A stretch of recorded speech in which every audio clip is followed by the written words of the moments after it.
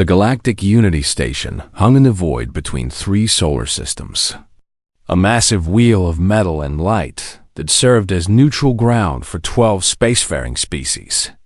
And today it hosted the most important social event of the galactic calendar. The partnership selection ceremony filled the grand assembly hall with beings of every shape and size. From the tall grass-eating Wildest with their gentle eyes to the crystalline Moradi who chimed when they moved. And all of them had come seeking the same thing. Connection. Kang Do-yoon stood among his fellow humans at the edge of the crowd, watching the proceedings with quiet interest. And he could not help but notice how carefully everyone chose their partners.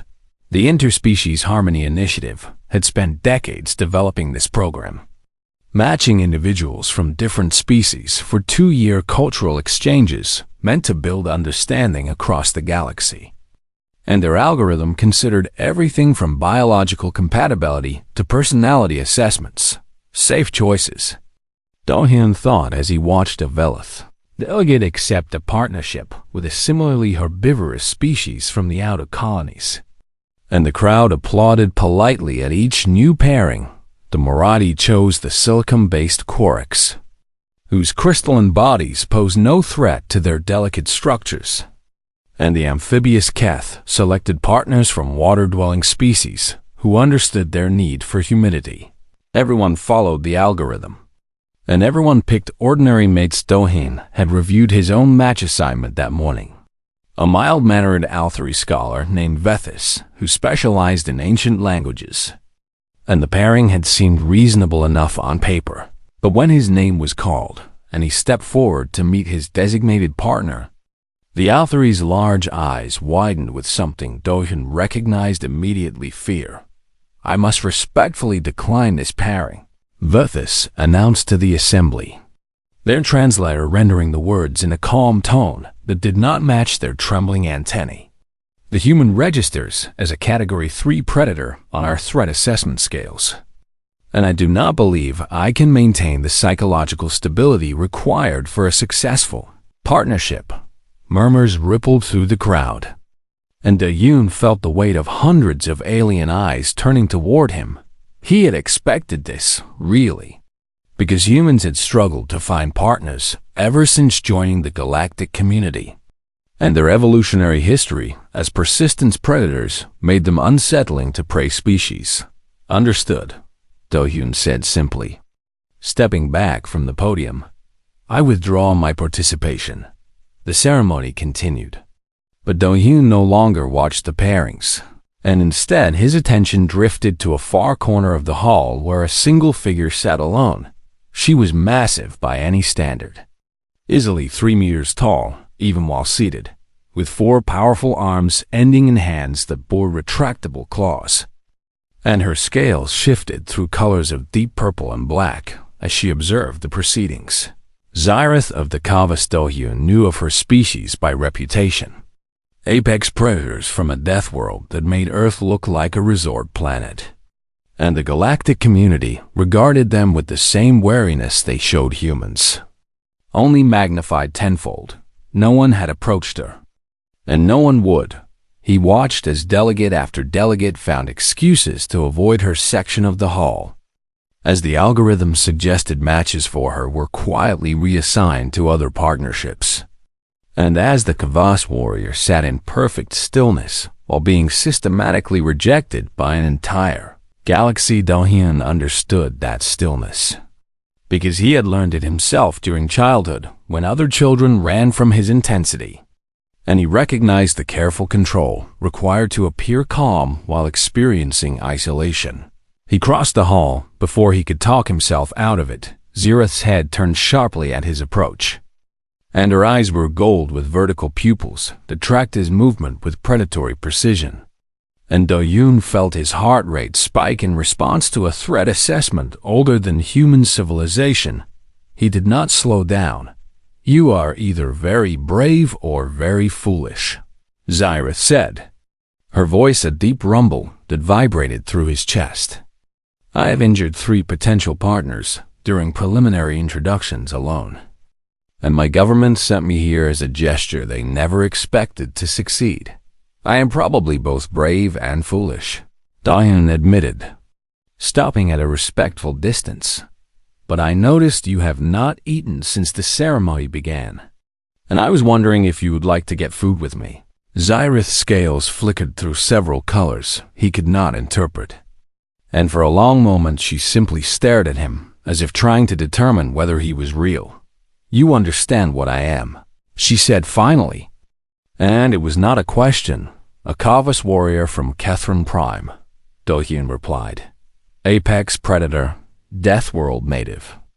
Reflexes approximately 4 times faster than human baseline, and according to my reading, your species can bench press a small vehicle without significant effort, and you still wish to share a meal with me.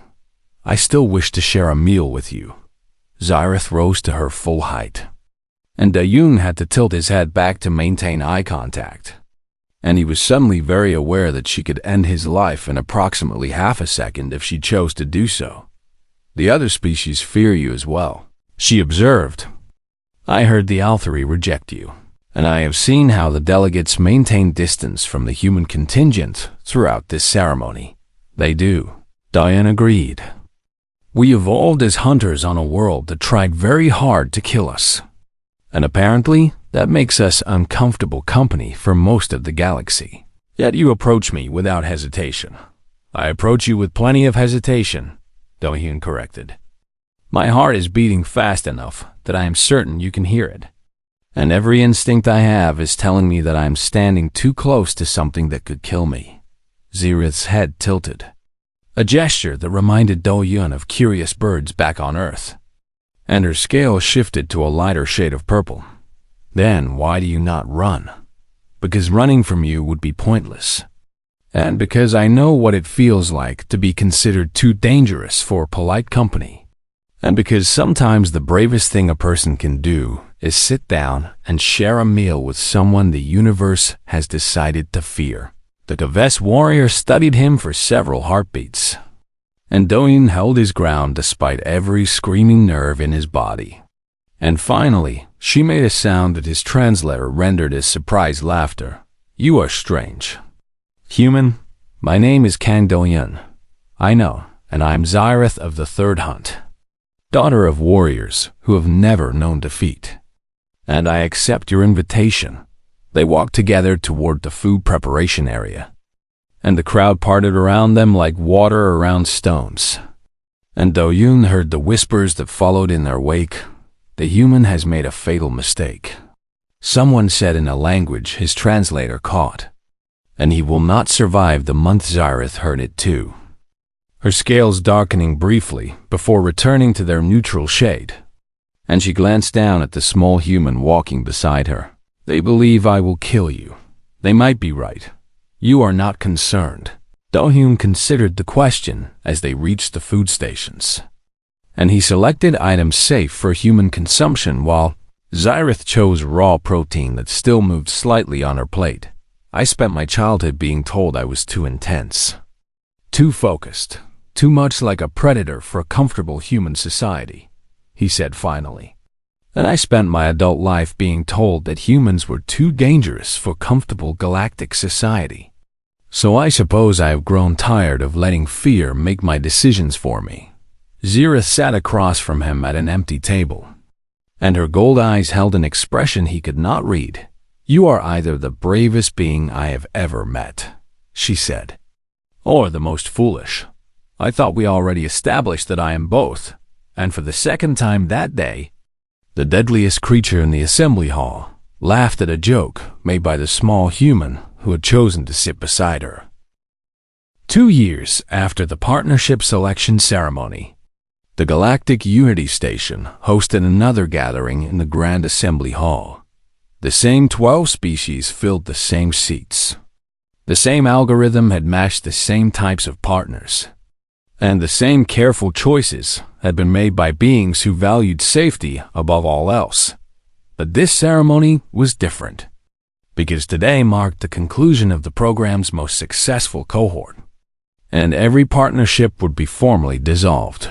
Kang Do-hyun stood in the same spot where he had first been rejected by the Althari scholar, watching as delegates exchanged cultural gifts and made plans for future collaborations.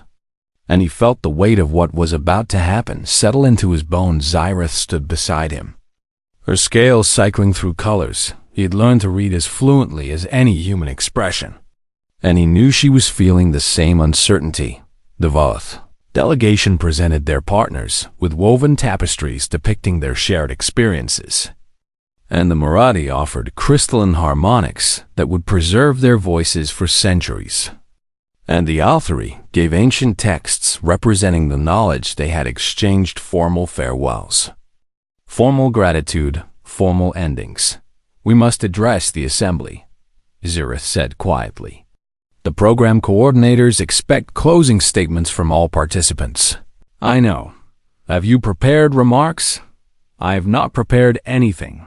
Her scales flickered with surprise, and she turned to study his face with the intensity he had grown to appreciate over 24 months of partnership. "You always prepare. Some things cannot be prepared for." Their names were called, and together they walked to the central podium where so many careful partnerships had been celebrated. And the assembly fell silent as the galaxy's most unlikely pair stood before them. Do-Yoon looked out at the gathered species, at the Velith who had once pointed weapons at his partner, at the Marathi who had petitioned for their separation, at the council members who had questioned whether their pairing could survive.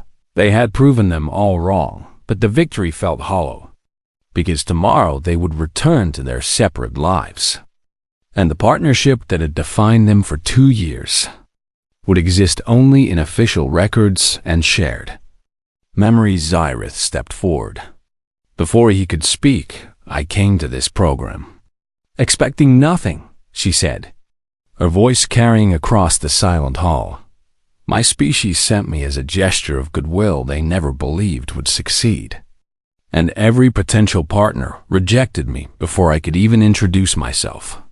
And I sat alone in this very hall, believing that I would always be alone." Her scales shifted to colors Do-Yoon had rarely seen, shades of pale gold that indicated raw vulnerability. Then a human crossed the room, asked if I wanted to get food. Soft laughter rippled through the assembly, and Do-Yoon felt his chest tighten at the memory.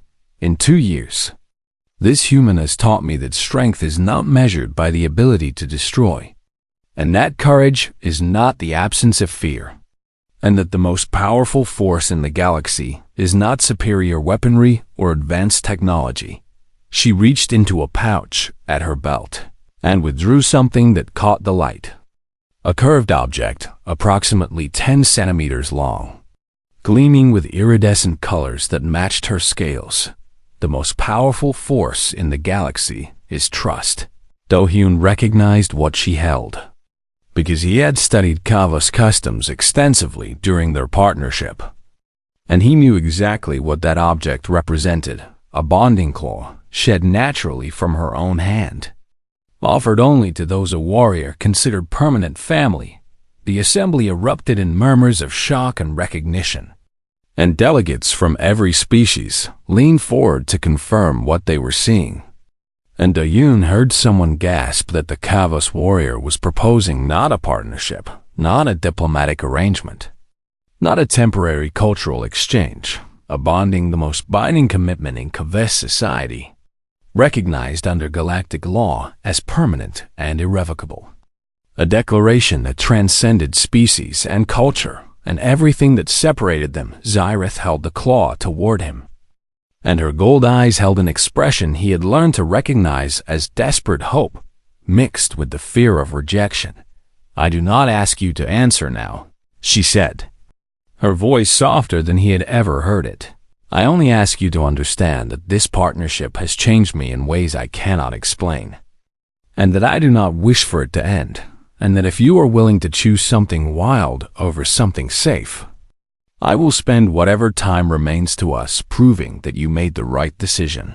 The hall fell absolutely silent, and Do-Yoon felt every eye in the assembly focused on the small human standing before the deadliest creature most of them had ever encountered.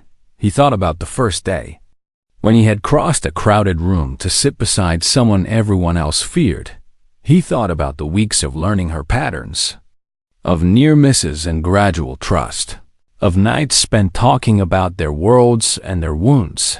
He thought about the Wildest ceremony, when she had saved a child and he had saved her from herself, and about Kethrum Prime, when they had stood together before a council of apex predators and changed the future of two species. He thought about every moment that had led them here.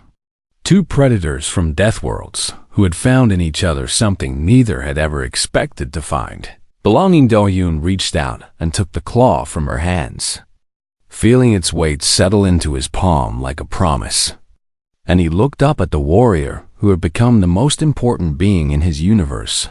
I crossed that room 2 years ago because I was tired of letting fear make my decisions, he said, loud enough for the assembly to hear. And I am not about to start now. He closed his fingers around the bonding claw. I accept. The hall divided between shocked silence and scattered applause. And the program coordinators scrambled to determine whether this outcome fell within their parameters. And delegates whispered about the insanity of a human, binding himself to the most dangerous species in known space. But Do-yoon did not hear any of it, because Xyrith had dropped to one knee to bring herself closer to his height, and her scales were cycling through colors of joy and relief, and something that looked remarkably like tears. You chose me, she whispered. I chose you the moment I asked if you wanted to get food. That was a very stupid decision. It was the best decision I ever made. The ceremony continued around them, but they remained in their own space, surrounded by a galaxy that had doubted them from the beginning. And Do-yoon understood something that the other delegates would never fully grasp. Every species in the hall had chosen safe partners, predictable matches, comfortable connections that posed no risk and offered no growth. He had chosen Xyrith because she was wild, because she was dangerous, because everyone else was afraid of her, and because he had looked at the deadliest creature in the assembly and seen someone who needed the same thing he did, someone who would not flinch as they left the ceremony hall together, bonded now in a way that transcended the program that had brought them together.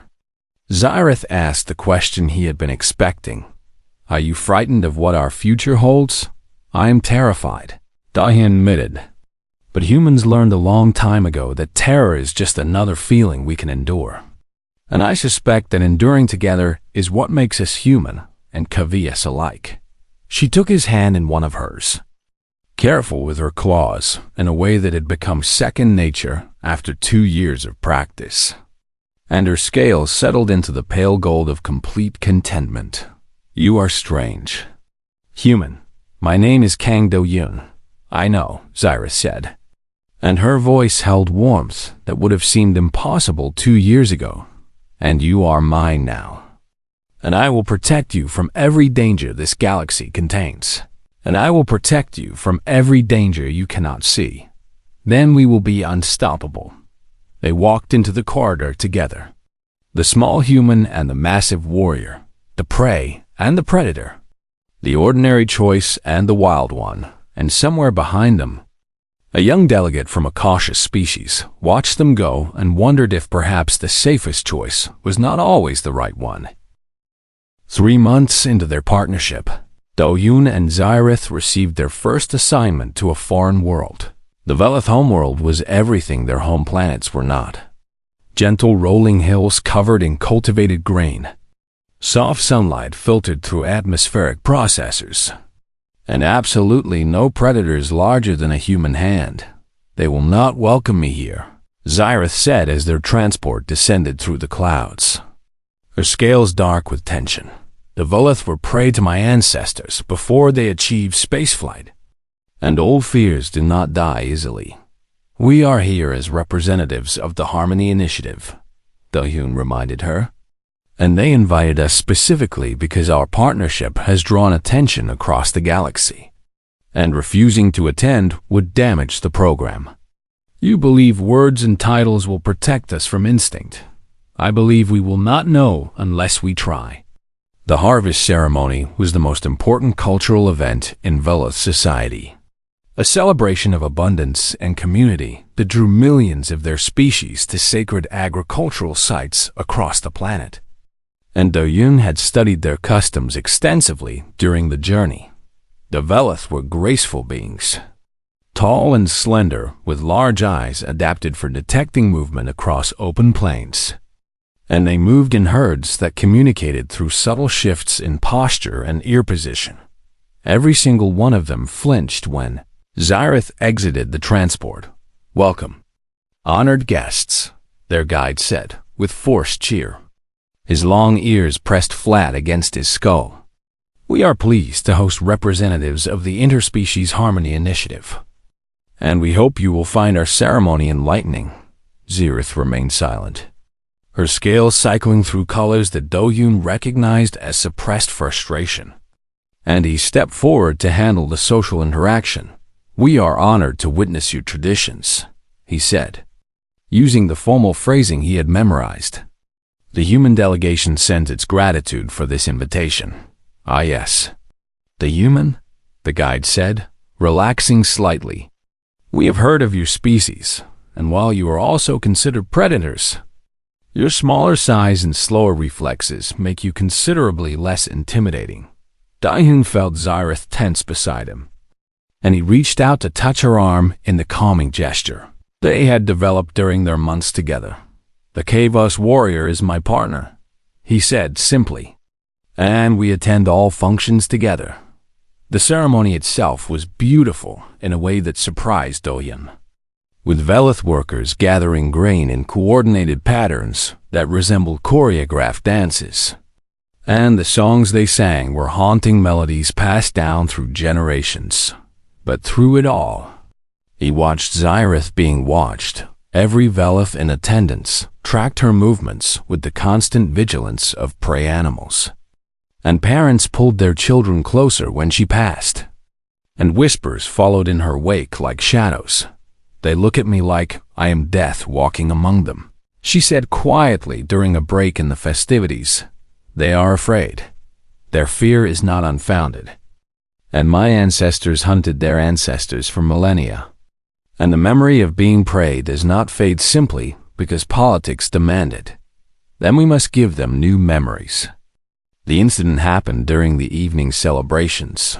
A young Velith child had wandered away from her parents, exploring the edges of the ceremonial pit where harvested grain was collected for processing. And no one noticed when her small hooves slipped on the smooth metal surface. The child fell into the pit with a cry that cut through the music, and the grain closed over her head like water. And for a frozen moment, every Velith in attendance simply stared. Their species had evolved consensus-based decision-making, requiring group agreement before individual action. And that evolutionary trait was killing the child as they debated what to do. Zyrith did not debate. She moved faster than Do-Yoon could track, crossing the distance to the pit in 3 massive strides and diving into the grain without hesitation. And for a terrible moment she disappeared beneath the surface. Then she emerged with the child clutched in her upper arms, lifting the small body free of the grain that had been drowning her. And her claws had left shallow scratches on the child's hide where she had gripped too tightly in her haste. The Velith did not see a rescue. They saw a Kavos predator holding a bleeding Velith child. And every instinct in their collective consciousness screamed danger. Guards raised weapons before Do-Yoon could react, surrounding Zyrith with barriers designed to contain threats exactly like her. And the air filled with the sharp scent of fear. Pheromones. Zyrith's scales went dark. Do-Yoon had learned to read her patterns well enough to know what was happening inside her mind. The ancient instincts awakening in response to threat. The hunting reflexes demanding she fight her way free. The predator recognizing that it was surrounded and preparing to make its escape. She was losing control. He moved without thinking, stepping between Zyrith and the weapons, placing his small human body directly in the line of fire. And every Velith guard hesitated at the sight. "Lower your weapons," he said. his voice calm despite the terror coursing through his veins. She saved the child, and the scratches are minor. And if you attack her now, you will start an interspecies incident that will end the Harmony Initiative permanently. The child is injured, the chief guard responded. And the Kavess must be contained.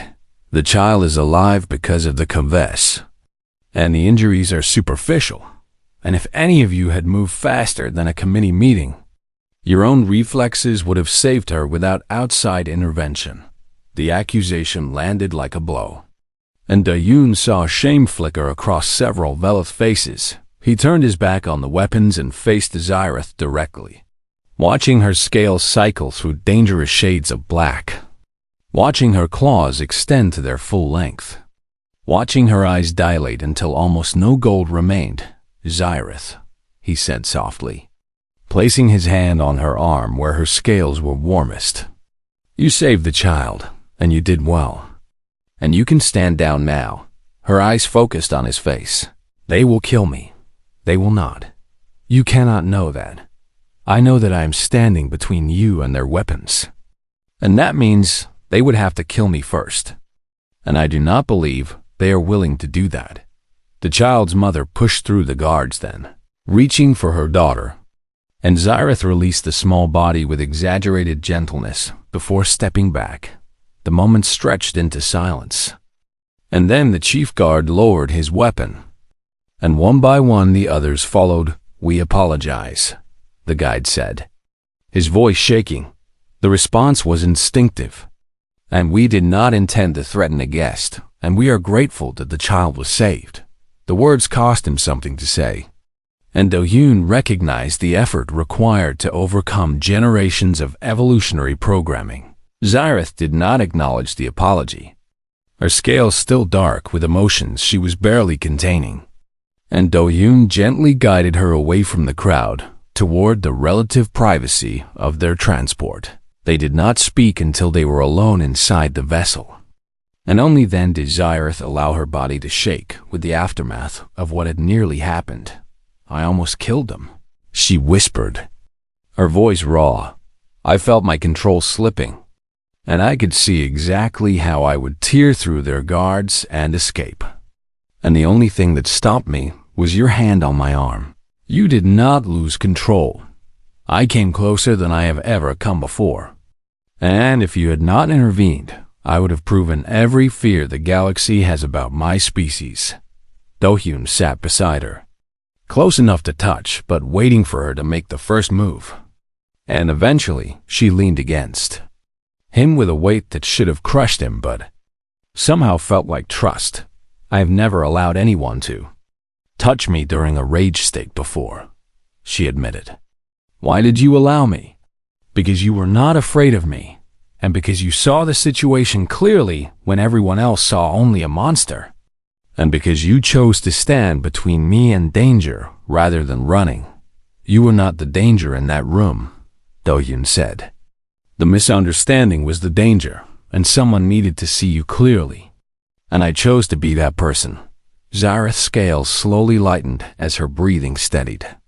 And she did not move away from his side. You risked your life for me. You saved a child who would have died without you. The galaxy will not remember it that way. Then we will remind them, Dawn said simply, as many times as necessary. The summons arrived 8 months into their partnership. A formal communication from the Kavus High Council demanding that Zyrith return home for evaluation. They believe my time among softer species has weakened me, Zyrith explained, her scales showing the complicated mix of colors that Do-Hyun had learned to recognize as conflicted pride. The council wishes to determine whether I am still fit to represent our people. And if they decide you are not, then I will be stripped of my warrior status and assigned to lesser duties. And my family name will carry the shame of my failure for generations. Do-Hyun did not hesitate, because 8 months of partnership had taught him that some decisions required no deliberation. I will come with you. Zyrith's scales flickered with surprise, and her gold eyes studied him with an intensity he had grown accustomed to. Catherine Prime is a death world, and the atmosphere will burn your lungs, and the gravity will crush your joints. And every creature on every continent would consider you prey. I survived 3 months of living with you, Do-Yoon reminded her. And I suspect your homeworld cannot be more dangerous than that first week in our quarters. You are either very brave or very foolish. We have had this conversation before. The journey to Catherine Prime took 2 weeks through hyperspace, and Do-Yoon spent most of that time studying environmental data and preparing his body for conditions that pushed the limits of human endurance. Nothing prepared him for the reality. The transport descended through thick clouds of particulate matter that immediately irritated his respiratory system. And when the doors opened, he felt the gravity seize his body like a fist. Every step required conscious effort, and every breath felt like inhaling fire. And the light was so dim that his human eyes struggled to perceive anything beyond vague shapes. Zyreth moved beside him with an ease that emphasized how foreign this world was to his biology. Her body designed by millions of years of evolution for exactly these conditions. You struggle, she observed. I endure, he corrected, forcing his legs to carry him forward. The Kavus Council convened in a great hall carved from the living rock of a mountain, and the warriors who filled its seats were even larger than Zyreth. Ancient beings whose scales had darkened with age to colors of deep black and crimson. They looked at Do-Yoon like he was something they might eat as a snack. You have brought prey to our sacred hall, the eldest council member observed, her voice like gravel grinding against stone. This is either an insult or a demonstration, and we are curious which you intend. He is my partner, Zara said, her posture formal and rigid, assigned to me by the Interspecies Harmony Initiative, and he has chosen to accompany me here of his own will. A prey creature cannot be partner to a Kavus warrior, and yet he stands before you despite knowing exactly what we are. The council studied Do-Yoon with renewed interest, and he forced himself to meet their gazes despite every instinct screaming at him to lower his eyes in submission. The human is afraid, another council member noted. I can hear its heart beating from here, and I can smell the fear chemicals in its sweat. And yet it does not flee. Humans are persistent predators, Do-Yoon said, surprised by the steadiness of his own voice. We evolved to chase prey across continents through endurance rather than speed. And we learned to manage fear the way we learn to manage hunger and pain. And we do not flee simply because something is frightening. A ripple of surprise moved through the council, and the eldest member leaned forward with something that might have been respect. You claim to be a predator. I claim to be human. And on a world that made us apex predators, despite our small size and slow reflexes. And the galaxy may categorize us as lesser beings. But we survived by refusing to accept limitations others placed upon us. Bold words from a creature I could kill with a single strike. Bold words are sometimes the only weapon available. The interrogation of Zyreth lasted hours, with council members questioning her experiences among the softer species, her partnership with the human, and her conduct during the Velith incident. They demanded to know whether she had grown weak, whether she had forgotten her training, whether contact with prey animals had dulled her predatory edge. Zyreth answered every question with the formal precision expected of her rank.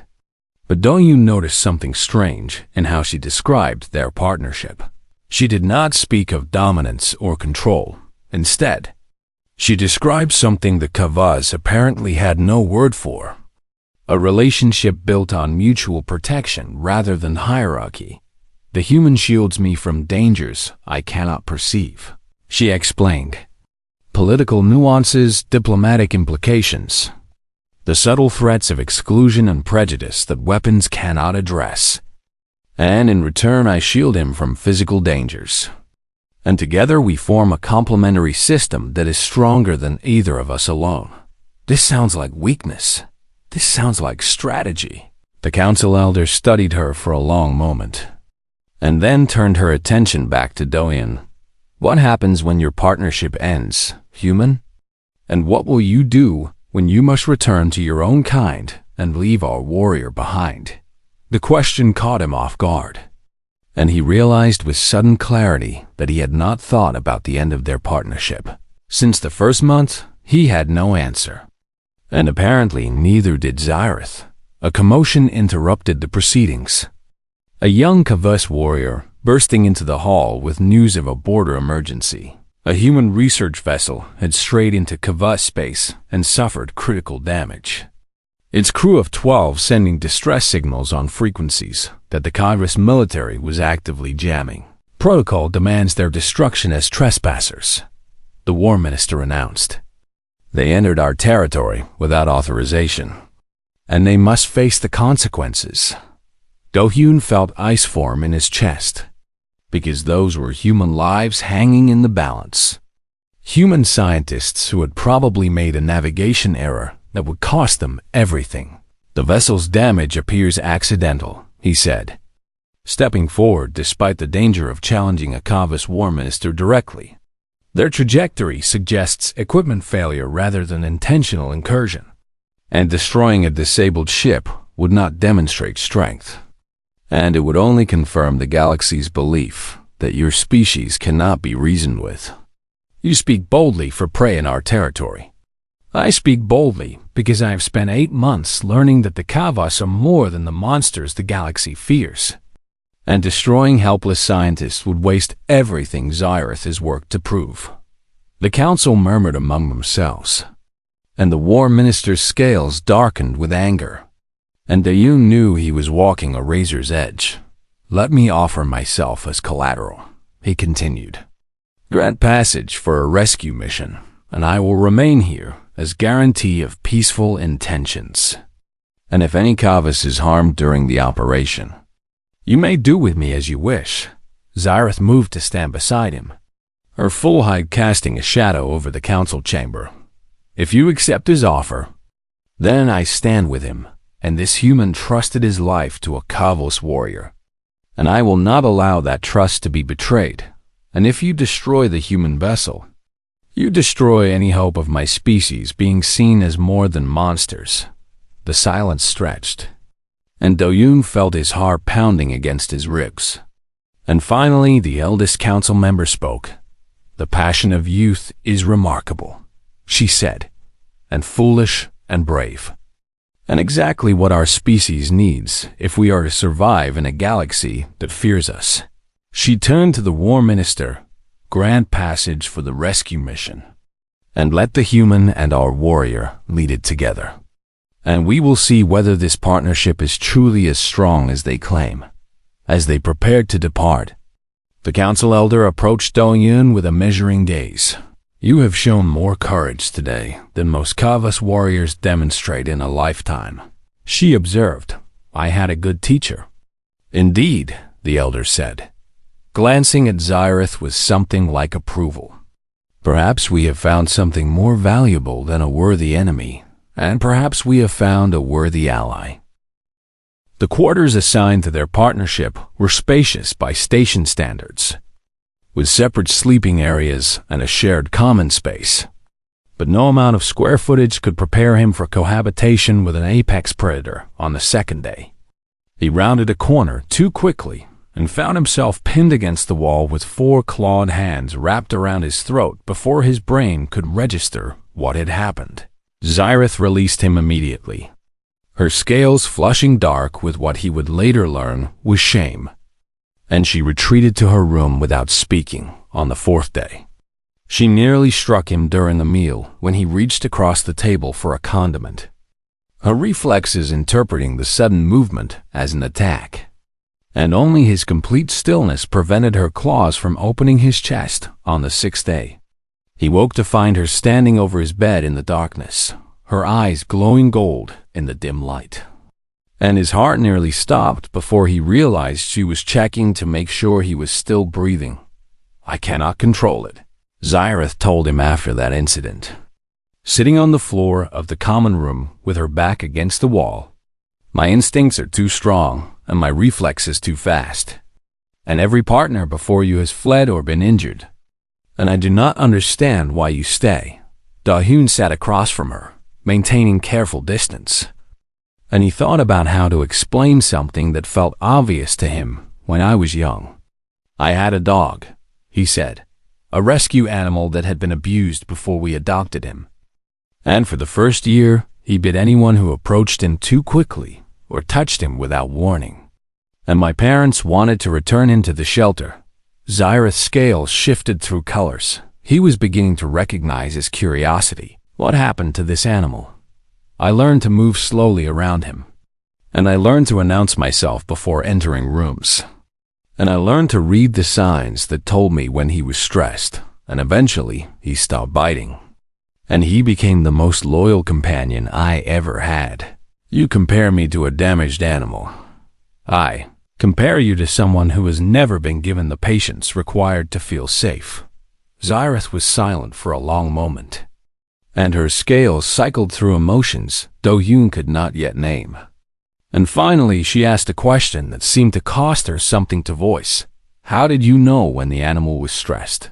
His ears would flatten, and his body would go rigid, and he would show his teeth. And once I learned those signs, I could avoid triggering his fear responses. And you wish to learn my signs, if you will teach me. The lessons began that night. Xyrith explained that her scales change color based on her emotional state, with dark purple indicating stress and lighter shades showing calm. And that her pupil dilation revealed how close she was to losing control.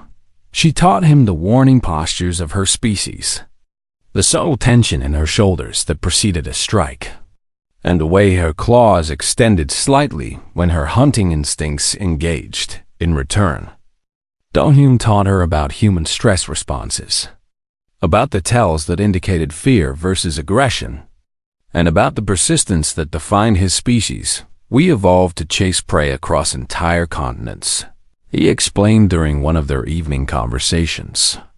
Not through speed, but through endurance.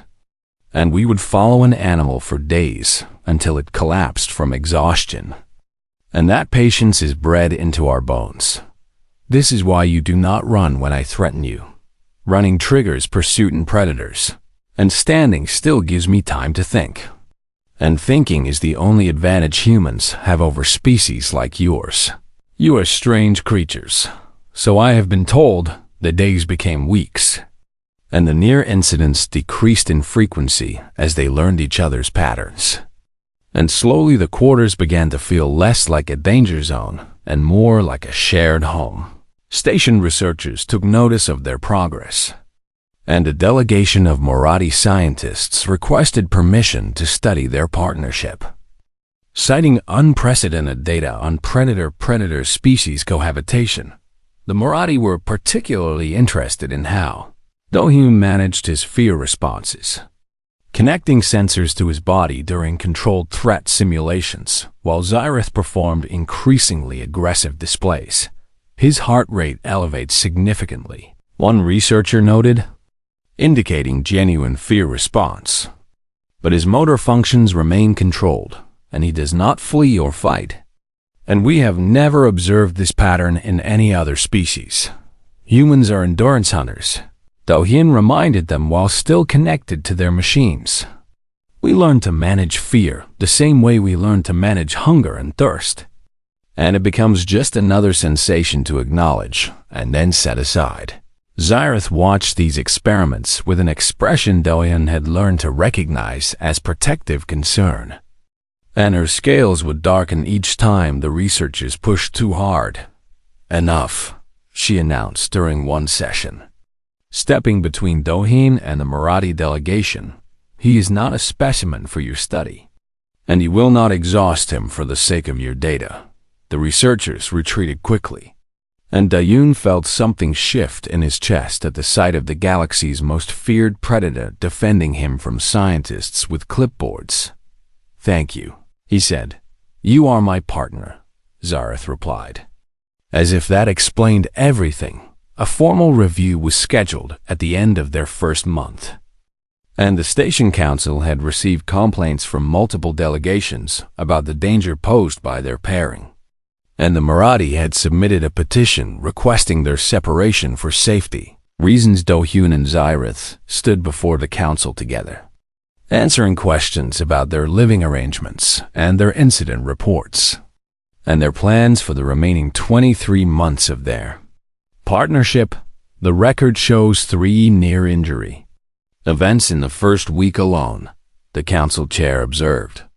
And we have significant concerns about the long-term viability of this pairing. And we must consider the safety of human Do-hyun. I am aware of the risks, Do-hyun responded, and I accept them willingly. With respect, human Do-hyun, you may not fully understand the nature of Kava's predatory instincts, and we have a responsibility to protect you from a threat you cannot adequately assess. Zyra stepped forward then, and her full height seemed to fill the council chamber, and every member of the panel flinched despite their elevated positions. I will not harm him, she said, her voice carrying a weight that silenced every whisper in the room. He is the first being who has ever looked at me without flinching. And he is the first partner who has stayed long enough to learn my patterns. And he is the first creature in my entire life who has treated me as something other than a monster. Her scales shifted through colors that Do-hyun recognized as vulnerability. I do not wish to lose that.